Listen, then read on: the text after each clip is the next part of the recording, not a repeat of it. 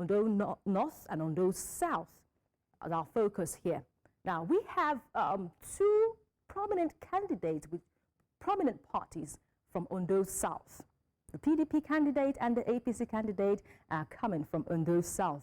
And this is just a change from what we have from the last election in the 2020 cycle, where late Rotimi Akeredolu won the election. He hailed from Ondo North. But this 2024 election, what is it going to look like? That's what we are asking. We have a lot of questions in our lips. We've got 554,249 accredited voters according to INEC, but from the zones, we have 40.20% from Ondo Central being represented in the orange color there. You can see more a mass of the circle here from the accredited voters from INEC came from Ondo Central. That is just 40.20% coming up from there. Represented in yellow, we have Ondo North, where we've got just 27% accredited voters over there. And we've got in blue, Ondo Central at 32.80%. So we're trying to preempt what it's going to look like for the senatorial zones for this election, how this is going to shape the election. It's Ondo Central going to be the decider, having amassed more of the percentage of the PVC collections and accredited voters? Is that what's going to happen in this election? Of course, we are preempting this one, also projecting that that might play out in the 2024 election. But let me tell you what we've got for the PVC collections, the words, wherever the electorate will be going to exercise their franchise. In 2024, INEC did reveal that registered voters amassed over 2 million. Ondo has got population size of 5 million, so we are saying that's just below average of the total number of population in Ondo State. This is what I did say earlier in my presentation, that Ondo has always had a decline in number, a decline in electorates coming out in turnouts there for a different cycle of the election, and that has played out right now. I'm supposed to have that of the 2024 data, where we've got over 2 million registered voters. They would have to walk to 3,000, over 3,000 polling units, 203 words. They will have to go to 203 words with 5 million population there in Ondo State. Yes, so 18 local government areas from Ondo State where they walk to 203 words there to 3,933 polling units. Remember, I did tell you that this is a bigger number away from 2012, away from 2016, away from 2020. This number is beating 3 cycles of election in Ondo State. So with the news coming up from our correspondent that there is an impressive turnout with electorates coming out in the Ondo election, I'm thinking that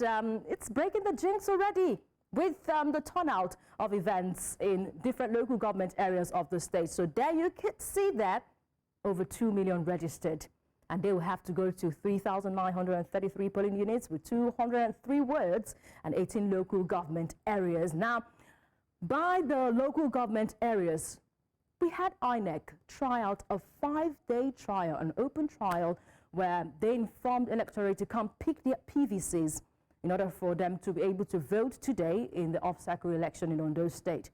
5-day period from October 17 to 21. And something interesting happened. Let's see from the local government areas.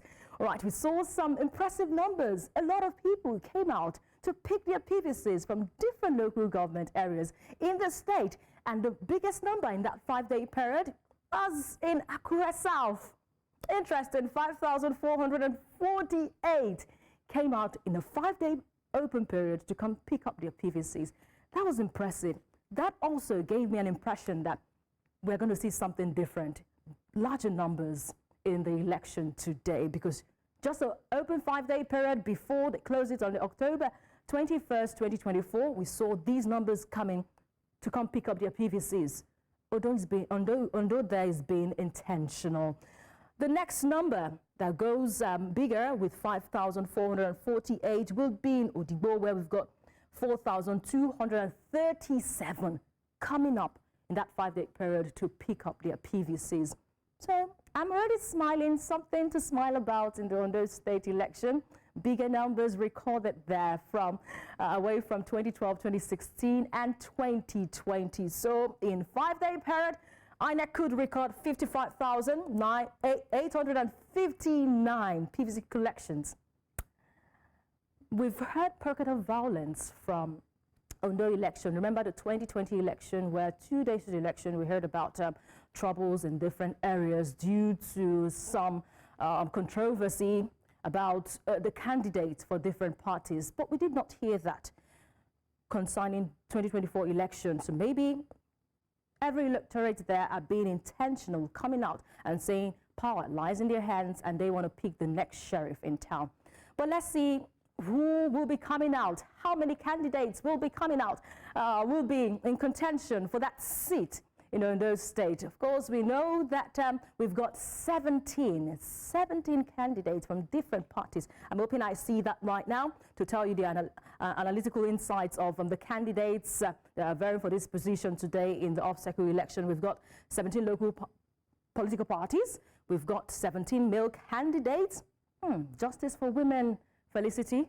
Justice for women.